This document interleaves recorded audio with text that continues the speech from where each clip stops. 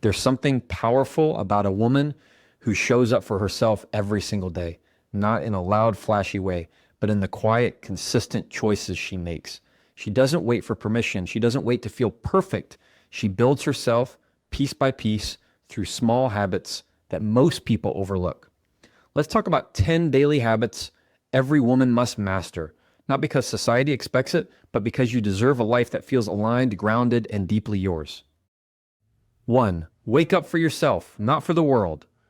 Don't roll out of bed straight into noise. Your phone, your emails, the news, they can wait. Give yourself 5 minutes, just 5. Breathe, stretch, whisper a prayer, sit in silence. When you start the day with you, you're not chasing peace all day, you're carrying it too. Drink water like it's a message to your future self. You'd be surprised how much of your brain fog, your fatigue, your mood swings are tied to one simple thing: dehydration. This isn't about health trends. This is about treating your body like it's worth sustaining, because it is.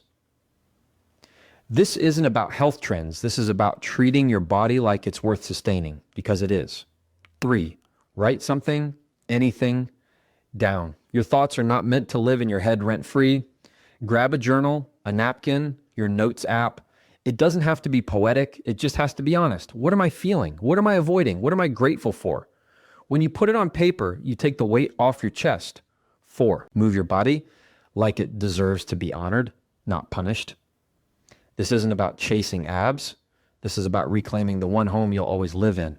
Stretch, dance in your kitchen, walk without music. Remind your body it still belongs to you, not the mirror, not the scale. You. 5, say no clearly, kindly, and without guilt. Every yes you give is a no to something else. So be intentional. If it drains you, confuses you, belittles you, say no, not with attitude, with peace, with clarity. Let no be a full sentence in your daily vocabulary. 6, eat like you respect your energy. You don't need a strict meal plan. You need to listen. What fuels you? What depletes you? Don't eat out of stress or shame.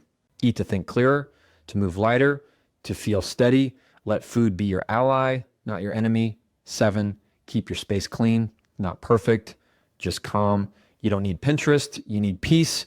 Make your bed, wipe the counter, light a candle. When your environment is less chaotic, your decisions are sharper, your nervous system rests, your thoughts slow down. That's not decoration, that's regulation.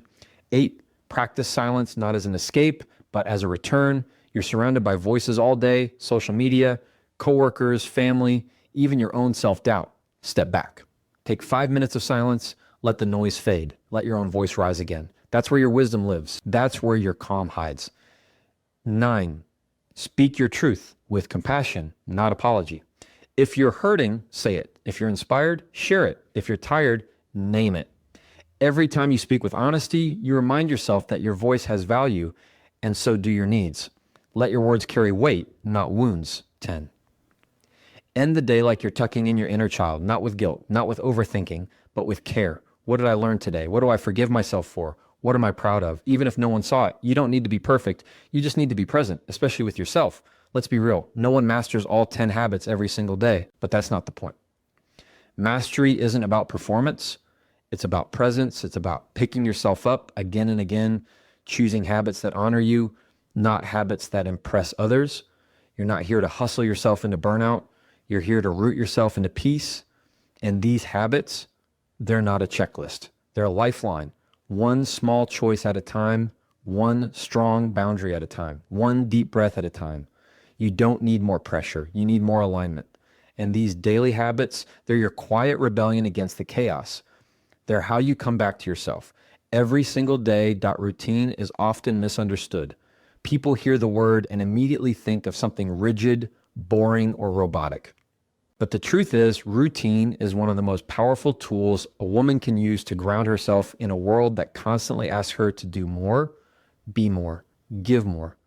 Routine isn't about restriction. It's about reclaiming your time and directing your energy with intention. When your life feels chaotic, it's not always because of how much you're doing.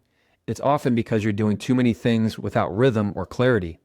A routine brings structure to your day so that your mind doesn't have to carry the mental weight of deciding everything in the moment. It becomes a rhythm you can trust, a pattern that holds you when life feels overwhelming. It allows you to show up with less stress and more presence. Think about how much of your day is spent reacting to emails, to messages, to people's moods, to your own stress. That a routine shifts that. It puts you back in the driver's seat. When you choose how to start your day, whether that's 5 minutes of silence, a cup of tea, or simply getting dressed before checking your phone, you're telling the world, I matter first. And that choice, done daily, builds self-trust because your mind learns that you'll show up for yourself even in small ways. A powerful routine isn't about packing in 15 tasks before sunrise. It's about selecting a few anchors that create momentum. That might look like waking up at the same time, journaling before bed, or moving your body for 10 minutes. What matters is consistency, not perfection. Because consistency over time creates confidence. When you keep your promises to yourself, even tiny ones, you begin to feel more capable. You stop waiting for motivation. You begin moving from alignment. And suddenly your days feel less like something to survive and more like something you're building with purpose. There's a reason the most grounded people in the world, the ones who stay calm under pressure, who make thoughtful decisions, who seem deeply rooted even when life gets loud, all have a strong sense of daily rhythm. They don't leave their peace up to chance. They build it into their habits. And that kind of peace can't be taken away easily.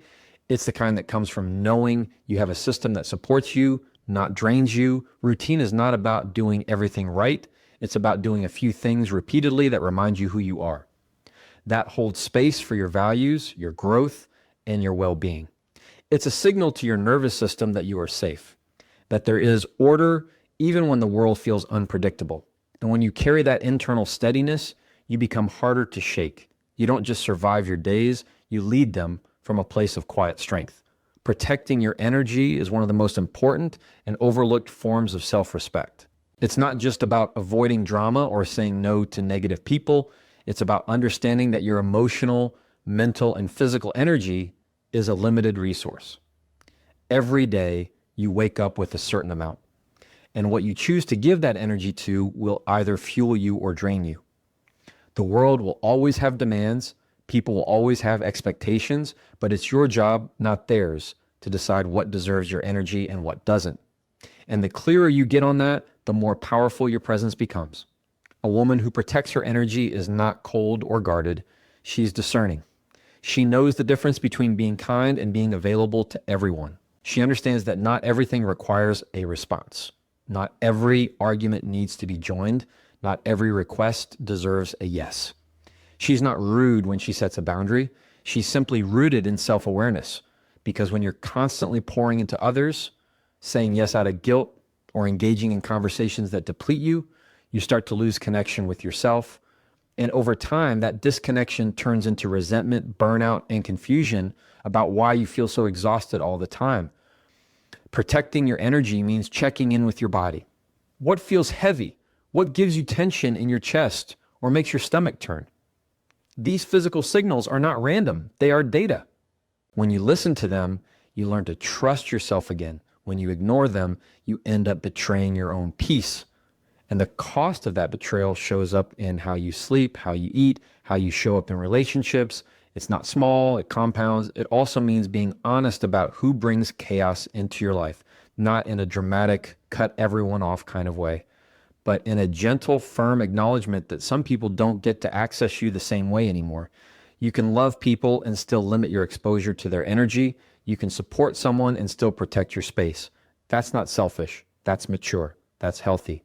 Because if you give your energy to everyone, you'll have nothing left for yourself. And when a woman has nothing left for herself, everything in her life suffers, her clarity, her creativity, her calm. So instead of managing everything, start managing your access. Start guarding your peace like it's something sacred, because it is. Pay attention to what conversations exhaust you, what apps overstimulate you, what environments leave you feeling anxious instead of inspired. These are not random feelings. These are signs. When you honor those signs, you build a life that fits you, not one that just pleases others. Protecting your energy isn't about being less kind. It's about being more intentional. Because how you spend your energy is how you spend your life, and that deserves care. Self-reflection is where real strength begins. It's easy to move through life reacting to everything, to stress, to other people's moods, to our own anxiety, without ever pausing to ask why.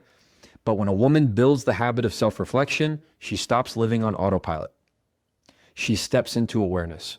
And awareness is powerful. It doesn't mean you'll never make mistakes. It means you'll understand yourself better when you do. It means your choices become more thoughtful. Your reactions become responses. Your emotions become guides instead of enemies. And that kind of clarity changes everything. You don't need a long therapy session to reflect. Sometimes it's as simple as taking 5 minutes in the car before you go inside, asking yourself, what am I feeling right now? Where did that come from? What do I actually need in this moment? These questions aren't complicated, but they open doors. They give you space to name what's going on before you lash out, shut down, or run on empty. A woman who checks in with herself regularly doesn't need constant validation from others. She knows what's going on inside her. She doesn't fear her emotions. She listens to them. Journaling can be one tool. Silence can be another. Some people reflect best in stillness, others while walking, praying, or even doing dishes. There's no right way. What matters is building that daily moment of pause where you turn inward instead of chasing noise. That moment tells your nervous system we're not in danger, we're observing, we're not spiraling, we're sorting. And over time, this practice builds a calm center inside you. The world still moves fast, but you don't. You begin to separate what's urgent from what's important, what's yours to carry from what never belonged to you. Self-reflection also makes you more emotionally honest. You stop pretending you're fine when you're not. You stop brushing off your needs as if they're too much. And you stop repeating patterns that hurt you because now you see them. Most people don't change because they don't pause long enough to notice. But when you make space for daily reflection, you notice sooner, you learn quicker, you forgive faster, you grow stronger. It's not about being overly analytical. It's about being gently curious. Why did that conversation trigger me? Why did I agree to something I didn't want to do? Why am I avoiding rest even when I'm tired? These aren't signs of weakness. They're signs of self-leadership. And the more you practice them, the less life just happens to you. And the more you shape your life with intention. When self-reflection becomes a habit, confidence becomes a byproduct, because now your decisions don't come from fear or pressure. They come from alignment. And alignment always feels better than approval. It feels like peace. It feels like being home in your own body, your own story, your own choices. That's what self-reflection builds, a home within. Physical wellness is not just about how your body looks. It's about how your body feels, how your mind functions, and how your emotions stabilize. A woman who takes care of her body isn't chasing an ideal image. She's protecting her energy, sharpening her focus, and nurturing her resilience. Because when your body is exhausted, your emotions become louder, your thoughts become foggy, and your patience becomes thin. Taking care of yourself physically isn't a luxury.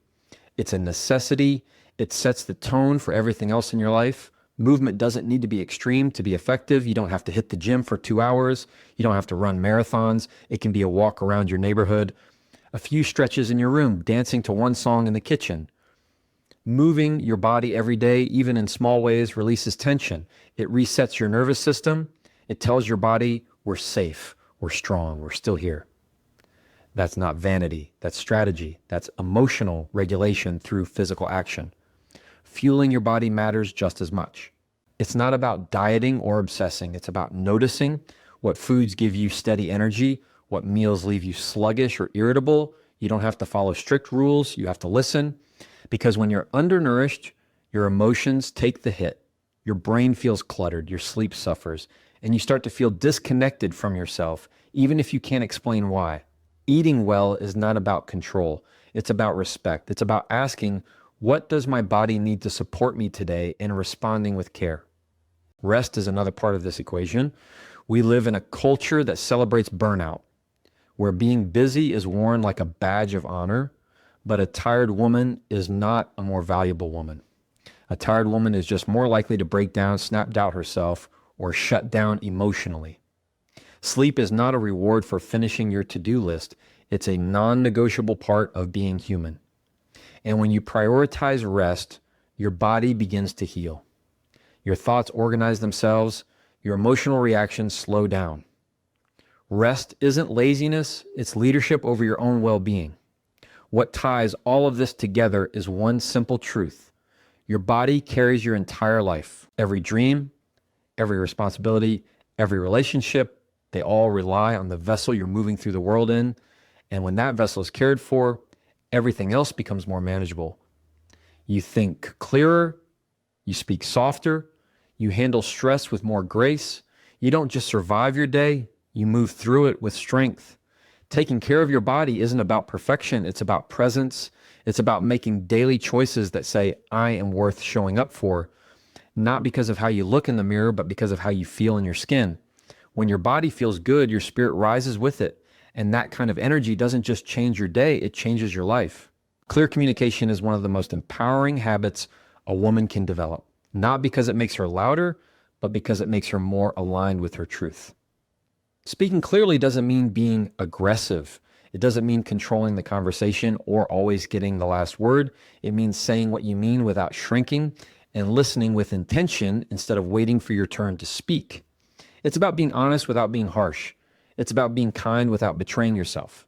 Because when you speak clearly, people stop guessing, you stop resenting, and the entire relationship dynamic changes. So many women are raised to keep the peace, to smooth things over, to avoid conflict, to be nice, even when something feels off. But peacekeeping isn't the same as peacemaking.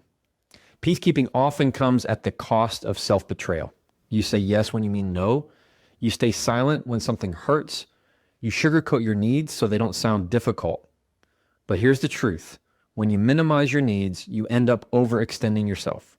And when your words don't match your truth, you create confusion, not just for others, but for yourself. Clear communication starts with clarity inside. Before you speak, ask yourself, what do I really want here? What am I afraid of? What truth am I avoiding? Because when you understand your own motives, you can speak with integrity. You don't tiptoe, you don't explode, you express. And that expression, even if it's uncomfortable in the moment, creates freedom in the long term. This habit also shifts how you handle boundaries. Instead of hoping someone will read your mind, you speak up. Instead of waiting until you're angry, you check in early. You use phrases like, that doesn't work for me, or I hear you, but I feel differently. You don't need to defend or explain every choice. You need to stand in it with grace. And the more you practice this, the more natural it becomes, not just in big moments, but in everyday conversations with your partner, your coworkers, your family, your friends. Clear communication also builds self-trust because every time you say what you mean, even when it's uncomfortable, you prove to yourself that your voice matters. And when your voice matters to you, it starts to matter to others. You don't have to raise your tone. You just have to stay rooted, and people feel that. They might not always agree with you, but they'll respect the way you show up. It's important to remember that clear doesn't always mean easy. Sometimes it means saying something that disrupts the comfort of a dynamic. Sometimes it means owning your mistake without excusing it. Sometimes it means telling someone you're hurt, not to blame them, but to invite repair. But the more you practice speaking from a place of clarity and compassion, the more confident you become. Not just in your words, but in your presence. Clear communication isn't just about having your voice heard. It's about honoring your truth in every room you walk into. Progress over perfection is one of the hardest lessons to learn, but one of the most freeing once it clicks. Perfection is a lie dressed up as discipline. It whispers that if you just do everything right, look flawless, say the perfect words, and never mess up, you'll finally feel enough. But that chase never ends because no matter how close you get, perfection always moves the finish line. And that kind of pressure doesn't build confidence, it builds shame. It keeps you second guessing, stalling, and overthinking instead of actually living. Progress, on the other hand, is honest. It's messy. It's full of trying, failing, learning, and trying again. And it's where real growth happens. Because when a woman gives herself permission to grow instead of perform, everything shifts. She stops measuring her worth by how few mistakes she makes and starts valuing how resilient she becomes after each one. She stops needing every day to be productive and starts paying attention to the direction she's moving in. And even when it's slow, she knows it still counts.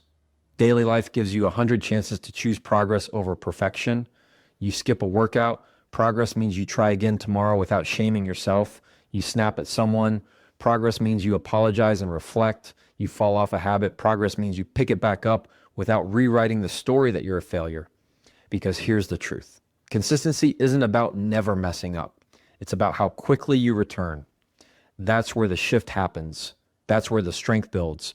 The obsession with doing things right often hides a deeper fear the fear of not being accepted unless you're flawless. But what if being human was never the problem? What if your power was found not in hiding your mess, but in owning it? When you stop expecting perfection from yourself, you start showing up more fully, you take more risks, you speak more honestly, you stop waiting until everything is perfectly lined up and start moving with what you have. There's also something magnetic about someone who isn't trying to be perfect. They're grounded. They laugh at themselves. They're open to growth. You feel safe around them because they're not wearing a mask. They're being real. And being around someone like that gives others permission to be real too. That's the kind of presence that changes rooms, not because it's flawless, but because it's authentic. Progress is not always visible. Sometimes it's quiet, choosing not to respond the way you used to. Noticing a pattern before it swallows you, showing up when you don't feel like it. These wins may not be flashy, but they're foundational. They are proof that you're becoming more aligned, more self-aware, more grounded in who you are. Perfection demands performance. Progress invites presence. And when a woman chooses presence, she becomes more powerful than any version of herself she tried to perfect. Because now she's not chasing a version of herself. She's becoming one day by day, one imperfect step at a time.